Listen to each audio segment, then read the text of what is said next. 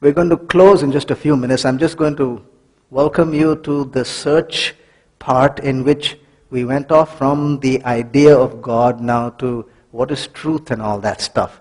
I'll just throw out the question that set me off, and here's the question. Is your religion true because you believe it, or do you believe your religion because it's true?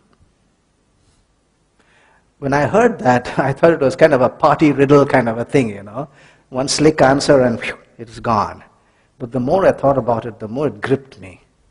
And I wrote down some ramifications of those points. If your religion is true because you believe it, we will call it a belief-based. And your religion is, believe your religion because it is truth or evidence-based. So there are two concepts here. A belief-based, that means I believe it, and so it is. And the other ones, there is some evidence, and therefore I believe it. Is your religion true because you believe it? Is belief-based, and the other one is truth-based. I'm going to just show you just a few ramifications of these 2 points, and we'll close for this evening. If it is belief-based, then every religion or every statement on earth has to be accepted as true as long as somebody believes it. Because it's belief-based. It's based on a belief. So if somebody says so-and-so is the Prime Minister of Australia, you must say yes. And if somebody else says, no, I believe so-and-so is the Prime Minister, you must say yes, that also is true. As long as somebody believes it.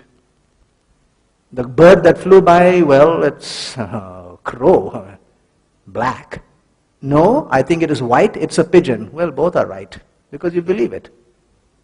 You've got to accept that something can be diametrically opposite, and you have to accept it if it's belief-based. Number two, your God is the product of your belief. If you believe your God is big and strong, then He is big and strong.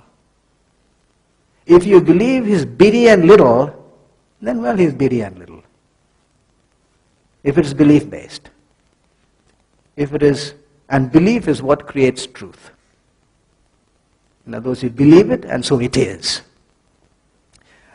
The question there would be, would you be deeply satisfied, not when you're sitting here, but when you're facing those big tidal wave problems that come to every human on earth? When you are faced with those, most of us would like to go to a source that is bigger than ourselves. We go to our parents, we go to a professor, we go to somebody who has a little more knowledge than us.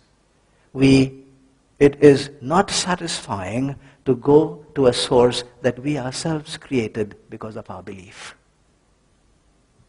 If it is truth-based or evidence-based, then every religion is not true. There are merits and there are demerits, and you can weigh them out. God has His own attributes. You can look for them, you can search for them. You can't give Him any attributes because of your belief. You got to look for what is there. You got to look for the evidence, and that is what will create belief. It is truth that creates belief. And the big question really is this: what is the basis of saying your religion is true?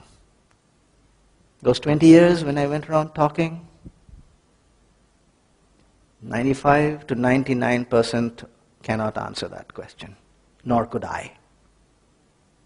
When I asked the Muslim, what is the basis of your strong belief? Well, the Quran says so. Well, if that's the case, then what about the Hindu who says he is strongly believing in his religion because the Bhagavad Gita says so?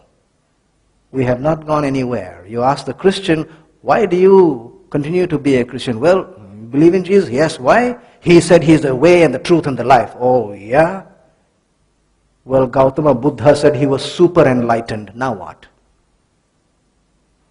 So you see, when we just make a claim, it is difficult. And I tried to answer that question one day at home. Is my religion truth-based or evidence-based or just belief-based?